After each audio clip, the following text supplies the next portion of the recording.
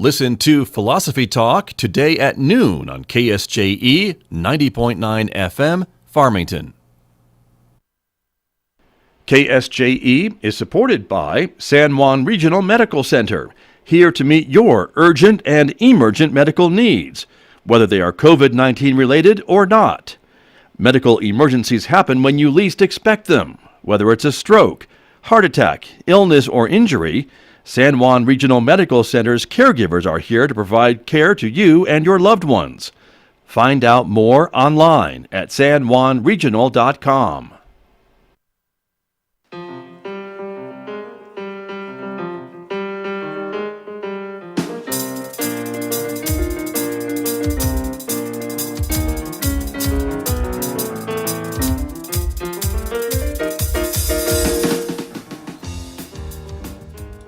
Ten minutes past 8 o'clock. It is Tuesday morning, October 13th. Good morning, everybody. I'm Scott Michlin, and thank you for tuning in to KSJE 90.9 FM over the air in San Juan County, of course, 103.3 FM over the air in Durango, Colorado, and of course streaming everywhere from our website, KSJE.com. Welcome also to our viewers who are watching our visual radio program. We are streaming live this morning through the miracle of technology to the KSJE Facebook page, YouTube channel, and our Twitter feed this morning. So welcome aboard, everyone. We are glad that you are with us. Coming up in the next few moments, my guest on the program today, Farmington's Mayor Nate Duckett, is standing by to talk with us this morning. The mayor will be joining us from City Hall, so we're looking forward to that. That's coming up in the next few moments right here on KSJE. Lots to talk about with the mayor this morning as well, so stay tuned for that. We'll be talking energy and much, much more. And then, of course, later on this hour, we'll be checking in with Amber Francisco over at the Farmington Regional Animal Shelter. We always show you some of the pets available for adoption this week, and we will do that this morning at 8:50 a.m. Mr. Harley is one of the dogs available this week at the shelter. That's the picture you see on your screen right now. And we'll be telling you more about Mr. Harley and some of the other pets available at the shelter later on this hour, 8:50 a.m. on KSJE. Next hour at 9, Mick Hess takes us roving with the arts. Of course, it's our weekday classical music program. Of course, on Tuesday, Mick features music from Bach. That is no different this week. That's coming up today, 9:06 on KSJE, roving with the arts. And we also invite you to connect with us on other forms of social media as well. If you're not on Facebook, YouTube, or Twitter, how about Instagram? You can check us out over there as well. Let's look at the weather forecast. Some more mild weather for the next several days here in Farmington. 78 degrees for a high this afternoon with lots of sunshine. 38 overnight. It'll be sunny and 79 tomorrow. A bit cooler, though, beginning on Thursday with a high of 73 and a low of 34. Sunny and 71 on Friday with an overnight low of 34. 74 and sunshine on Saturday and overnight low of 37. So things are cooling off just a bit. You can see some temps in the mid to upper 60s next week. Well, let me turn to my guest who is with us this morning, as I mentioned, from Farmington City Hall. At least I think that's where he is. It looks like it. Yeah, his office, I think. Farmington Mayor Nate Duckett is joining us via Zoom this morning. Mayor Duckett, good morning. Great to see you. Good morning, Mr. Michlin. It's great to be here. Thanks for having me. You bet. Thank you. You've been running around this morning, you were telling me, but I'm glad you settled down long enough to sit and talk with us. So thank you. We got some work going on at the house, and it was a little hectic, but yeah. Understood. Well, the office looks good, so glad you're able to join us. As I mentioned, there's lots to talk about, and I guess first and foremost maybe would be this comment from the the Deputy Secretary of the U.S. Energy Department. He was speaking recently about carbon capture, wasn't he? Mr. Secretary visited us last Monday in Albuquerque. He came down to release a report that was provided by the Department of Energy on the merits of the San Juan Generating Station carbon capture project. It was a very exciting report that was released and pointed out a number of very strategic we call it merits, but certainly the positives to carbon capture versus the other P&M options that were presented. I think this report must have been completed prior to the PRC selecting their choice for the P&M replacement power scenario. So, but it was a very good report, and it certainly emphasized jobs. And that is something I know that you've been talking about and concerned about since the whole discussion about the changes to the San Juan Generating Station and P&M's decision to move away from carbon-based energy production is to save the jobs in San Juan County, save the jobs in the mine, save the jobs at the plant, and that's what brought about this entire idea of retrofitting this San Juan Generating Station to do this carbon capture technology, and that's what this report is talking about, correct? That's exactly right. It talks about the jobs, it talks about the tax base, it talks about the benefits this project has for Central Consolidated School District. Certainly the $53 million in taxes that the facility and the mine provide for not just the school district, but the county and the state, the college, all those things combined, saving those 1,500 direct and indirect jobs where you've got individuals who are making $85,000 a year supporting multi-generational households. The benefits to the Navajo Nation, obviously, with 40% of the staff there in that facility being Navajo Nation brothers and sisters. And so the report was overwhelmingly positive towards the benefits of reducing CO2. I mean, this power plant will produce less CO2 than the backup powered natural gas energy that renewable energy requires. And so you're going to have the ability to continue to operate, a consistent 24/7 dispatchable power source that, frankly, if you look at what's happening in California right now, I think people there desperately need. With the kind of the power cuts out there and some of the other issues for the utilities in California because of their issues with demand, and we've seen some power cuts because of the hot weather too, right? And the fire danger. Right, and many people don't know this or not, but I mean, we were at one point when those brownouts and blackouts were taking place across the state, probably a month ago, when we were at risk of us not having power provided to us because the priority of getting it to California. And so you got to think about the grid on a broad scale. Every bit of energy molecule that's in these lines, it goes from a power generating source to the home user, to the business user. All those things are integrated on a very large grid. And so when you're buying power, which we do, we buy power on the line, off the market, and there's a price in California where they're buying power, there's a point, Scott, I think we hit on average for a month $95 per megawatt hour bought off the line. So to put that in perspective, normally what we're pulling out of San Juan Generating Station per megawatt hour is a cost of about $38. So the cost for us to buy it off the line was 3 times what it is for us to generate it ourselves from that generating station. And one of the major things that's, since I've been an elected official and looking over the electric utility is being true to ourselves in the mission that we're going to provide low cost 24/7 power to our customers. And that is something that we truly value, especially recognizing the economic situations that we're in right now. We want to make sure that we're maintaining that mission. And Mr. Mayor, to be clear, it's my understanding that the Farmington Electric Utility produces most of the power that the city needs and demands and does have to supplement that occasionally with power off the grid, or am I off? Is it needing to supplement more than it's able to generate on most days? So if everything was in a perfect scenario with what we power out of our own natural gas power plant, with the energy that's coming from Navajo Dam, from the energy that's coming from San Juan Generating Station, we're able to take care of a majority of our power needs. But if one of the, if our part of San Juan Generating Station goes down for maintenance, then we're going to be required to buy power off the line. If Navajo Dam's not producing power for us, we're going to have to supplement that with power off the line. And that was one of the deals when we looked at the bigger picture of whether or not supporting San Juan Generating Station and carbon capture in the long run, was it going to be worth it to us as far as ratepayers go. And that is something that I was happy to see put into the agreement with Enchant Energy, is that we will be protected from rate increases by having a below average rate provided to our customers for the foreseeable future. So yeah, those things were very important. I understand.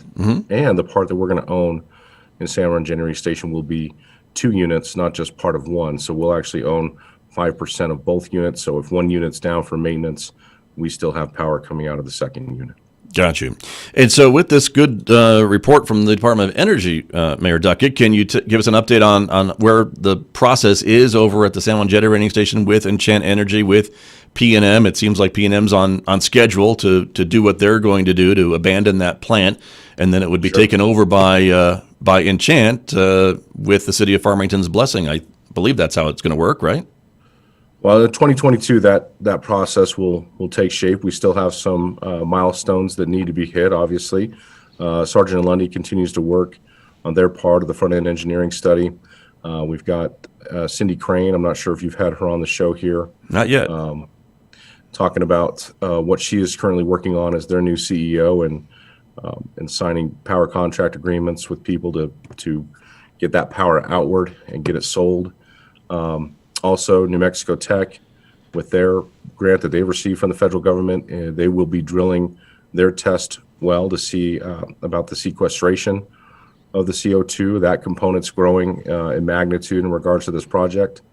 But I think what's really critical too, and what specifically the Deputy Secretary Menza said when he before he walked away, was the Department of Energy is going to do everything that it can to ensure the success of this project. I think that's a pretty big blessing. And, it's a bipartisan commitment to the 45Q tax credits and recognizing that carbon capture is going to be a key thing in reducing CO2 emissions across the globe. And so the opportunity to have, the Deputy Secretary and even the Department of Energy, the Secretary has told us they want this project in San Juan to be successful. They want to see the technology improve. They want to see it be able to be put on larger scale, and they recognize that its uses, not just on coal-fired power plants, but natural gas plants and manufacturing areas in regards to concrete and other places where CO2 is created. It has a big opportunity worldwide to make a very positive difference. And again, that's the win for the environment. That's the win for communities. That's the win for jobs. That's the win for a sustainable local economies. One of the things I spoke about in our meeting with the Deputy Secretary was Farmington and Kirtland and Shiprock and these areas that are so impacted by the ups and downs of the energy industry. We are one community that is amongst 100 or thousands communities in this country that have been built in rural areas that have been built by the energy industry. And certainly we're seeing the impacts of the closures of these mines and power plants in places all across the U.S. and what it's doing to those places. You have mass exodus of people out of those areas, and it becomes much harder for cities to remain viable and strong. So in the midst of us, of course, rebranding ourselves as an outdoor community, Farmington itself, we recognize that without a solid foundation to stand on, it's really much more difficult for us to diversify our economy and grow. So maintaining these jobs is a critical thing. Sure. And you feel, it sounds like to me, that by making this plant cleaner, that would appeal to some of the other folks on the other side that would want to come here to recreate and enjoy outdoor recreation. If the plant is now one of the cleanest in the country instead of one of the not so cleanest in the country, that would go into Farmington's kind of reimagining itself as this outdoor place where folks can go for recreation. Well, let's be clear. I mean, as far as cleanliness goes, that power plant, other than CO2, has cleaned everything else out of those stacks. So it's already one of the cleanest as far as NOx and SOx and those bad elements that have been taken out of it. But certainly, I think if you're talking about American innovation and the fact that we're putting our money where our mouth is, saying that we want to reduce CO2 emissions and we want to maintain a power grid that can provide 24/7 dispatchable power. I mean, I personally like the idea of blackouts in this area. That's not a fun thing for me to imagine for many people. I also don't like the idea of having to pay, multiple times what we're paying right now to have that power brought to us. So I think there's a lot of benefits. And obviously from anybody who's interested in outdoor recreation, we just need to look around. We've got ample amenities and 300 days of sunshine and those things that certainly feed into that. I've been totally amazed and impressed during the past 7 months where parking lots all along Hood Mesa have been just filled with vehicles of people out mountain biking and hiking, dog walking and running. I mean, it's been really incredible. I think you're right. A lot of folks have rediscovered the amenities we have literally in our own backyard to get out and about, especially during this time of pandemic and shutdown. So I agree with you there. Just a couple more questions about the power plant in Enchant. I know there's a lot of critics out there that say the timeline is too fast. What Enchant is trying to accomplish is really complicated, and it seems like it would take a decade to get this switched over and moving forward. But they seem to think that they're on the right track and that this can be accomplished in the timeline that has been given. Do you have confidence that this is all the way it's going to go and on track? I mean, at this point, I have no reason not to. So, I mean, again, the 45Q tax credits were not available 10 years ago when PNM was looking at the same type of project. So we're at a different level. Obviously, the technology that's being used has been used before.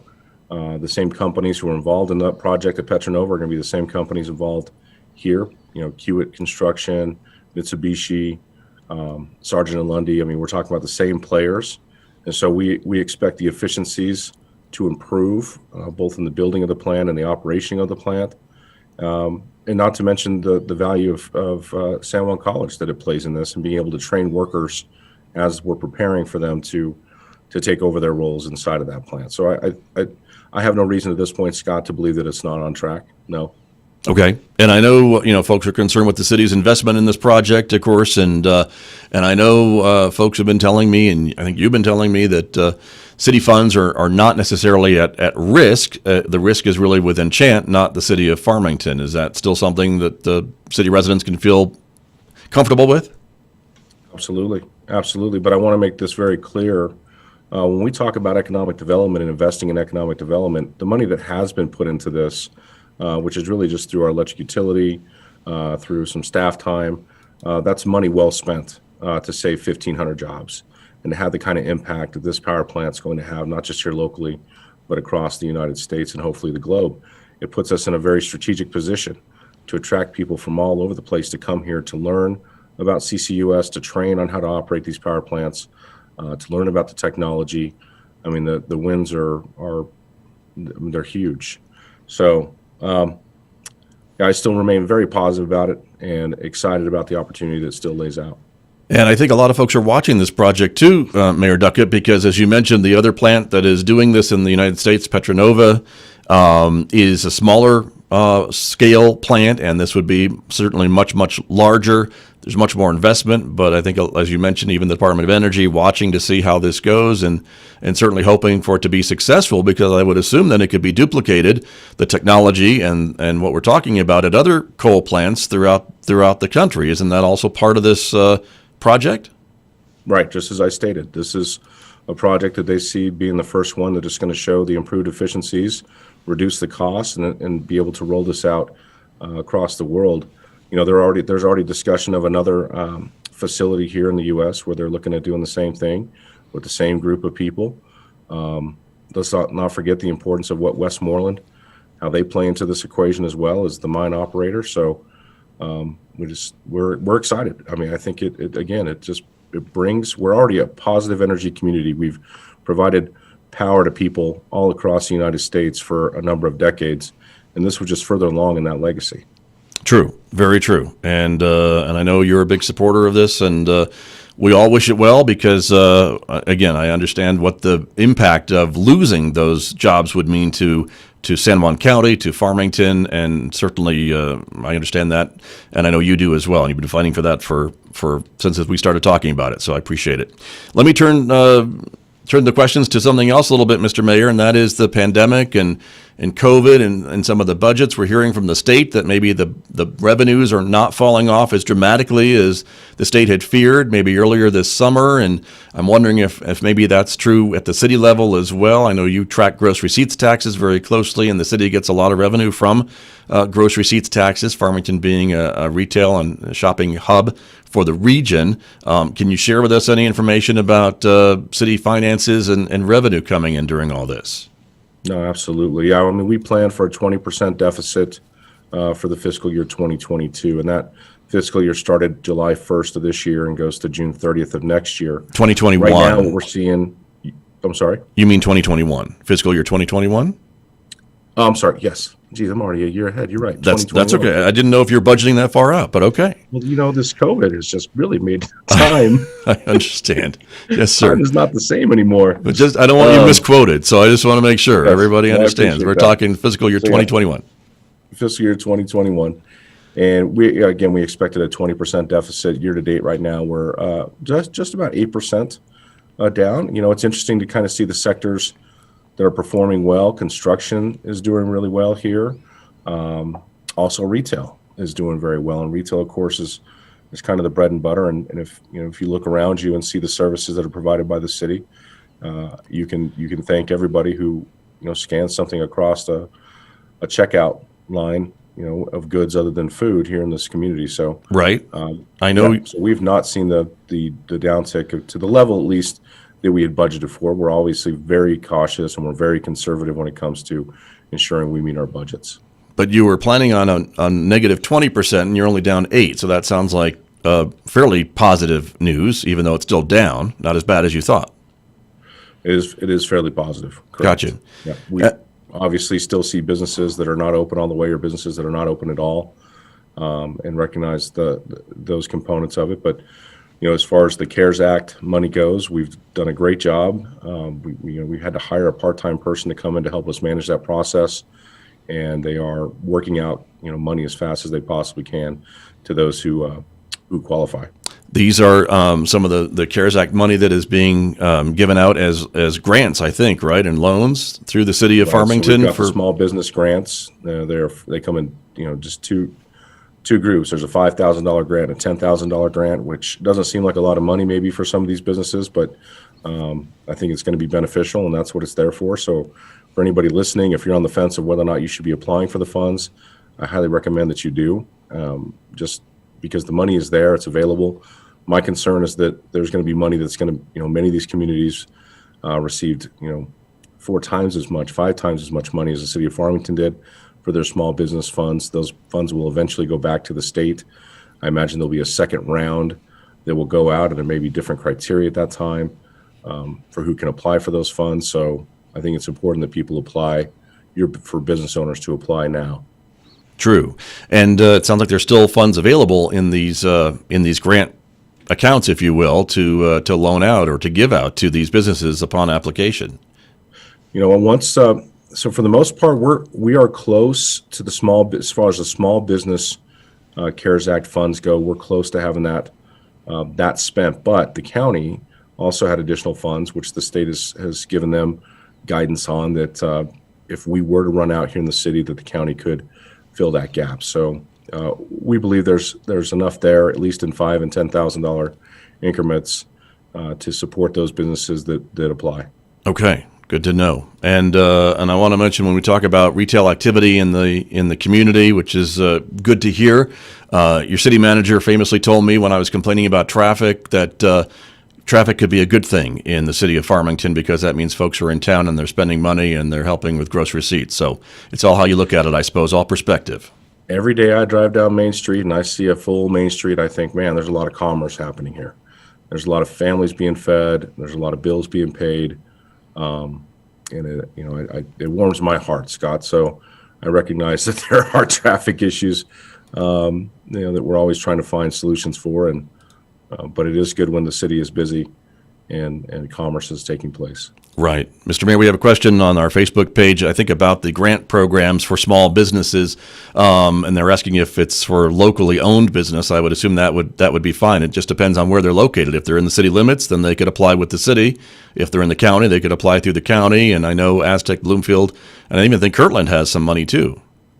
That is correct. You are absolutely correct, Scott. So everything you said right there is correct. All right. There you go. Well, very good. I want to ask you a bit, again, as we move forward, about the pandemic and certainly some of the restrictions that come from the governor's office. You've been vocal, I know, in some of your thoughts about some of the shutdowns and some of the restrictions. And so statewide, the numbers have been going up.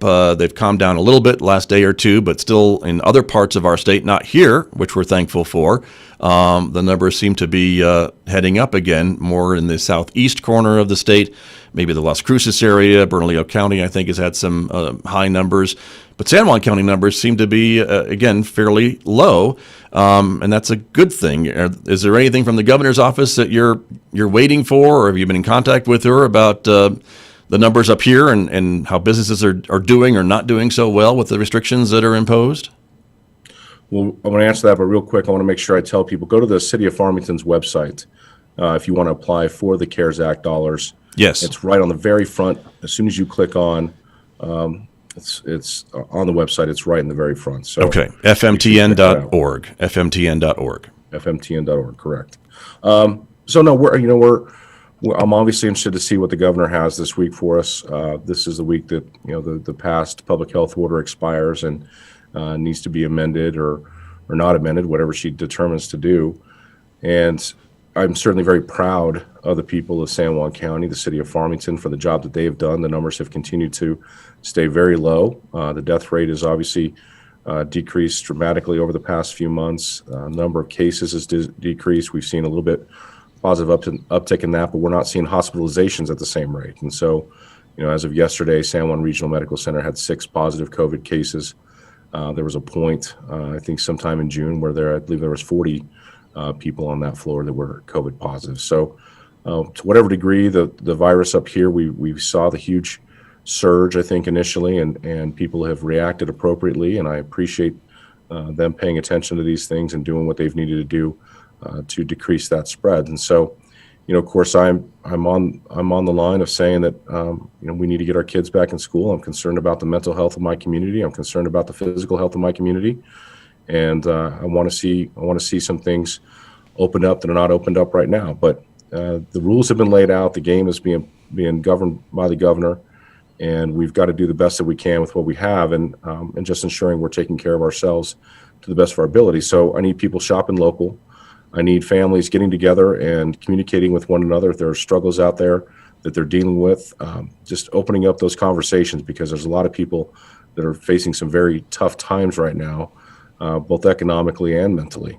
Getting our kids outside, making sure you're taking time with them to be outdoors and make sure they're being active, with not having the daily rigor of going to school, and whether it's in recess or whether it's in physical education class or in sports.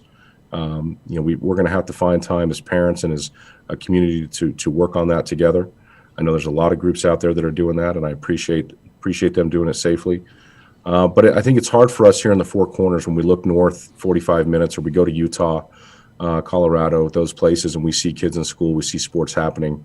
And unfortunately, that's not the situation here in San Juan County. And I think it's confusing for people. I think it's distressing for some.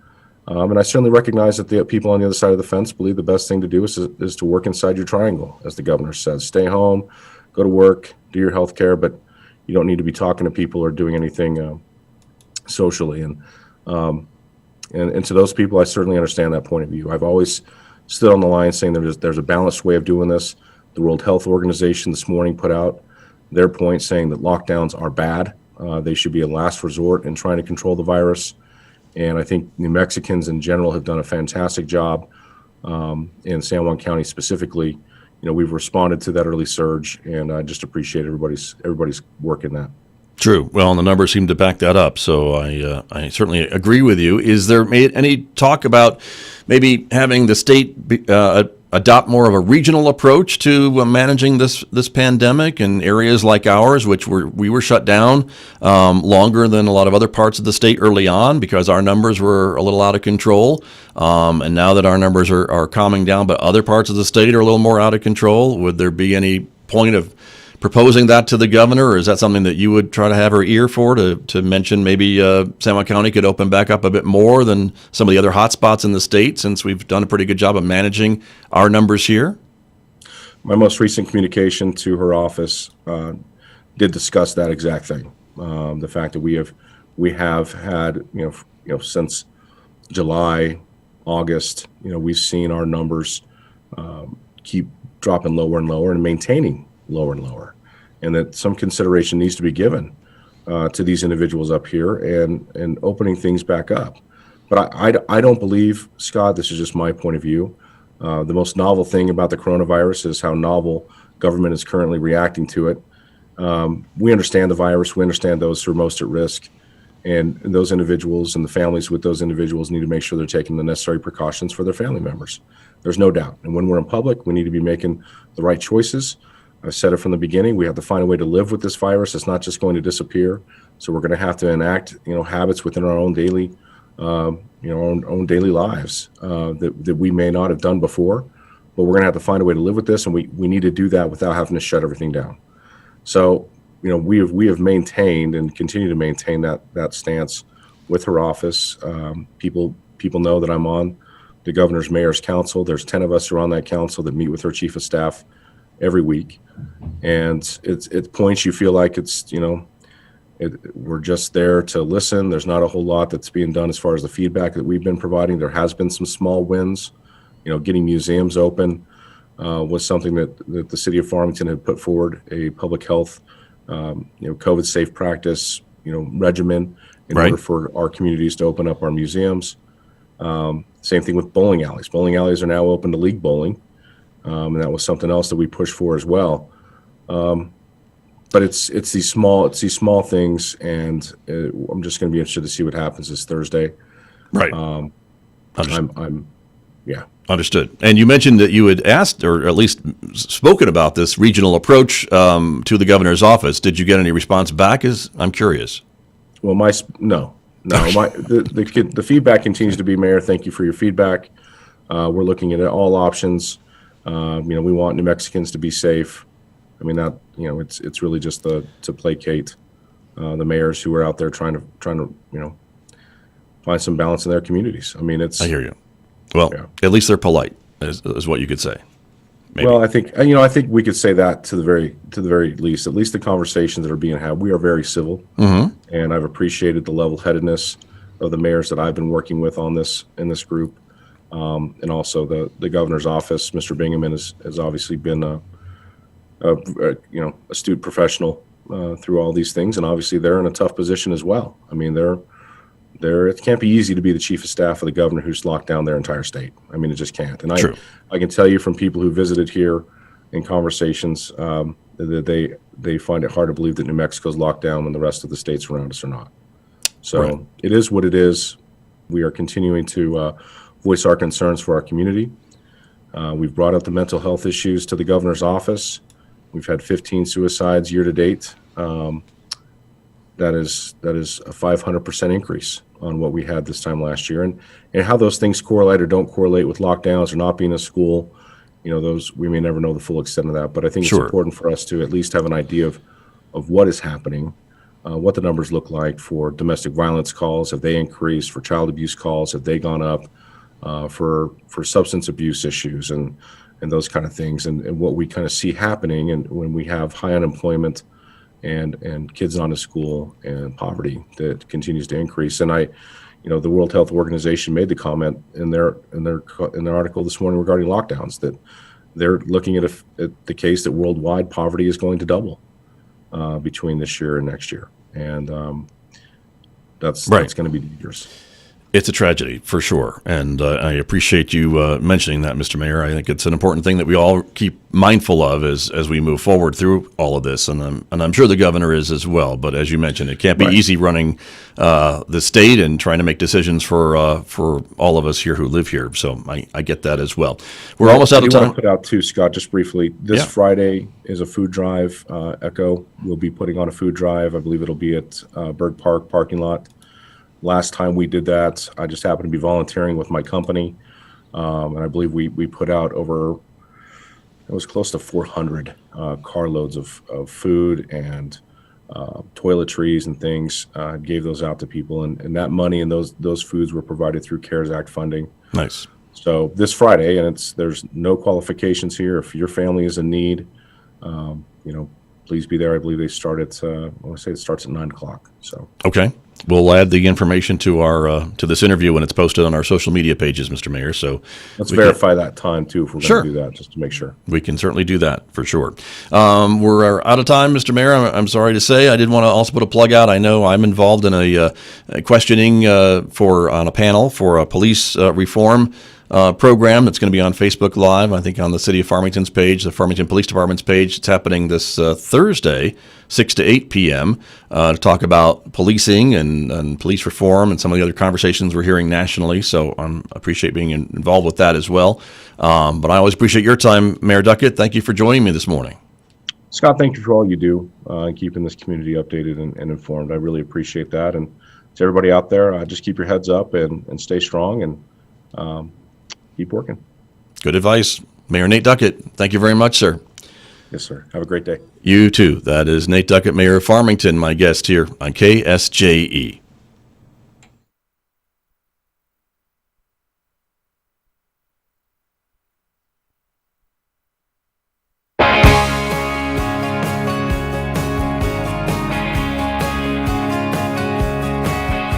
I'm Chevelle Shepard, winner of The Voice, and I'm proud to be from San Juan County.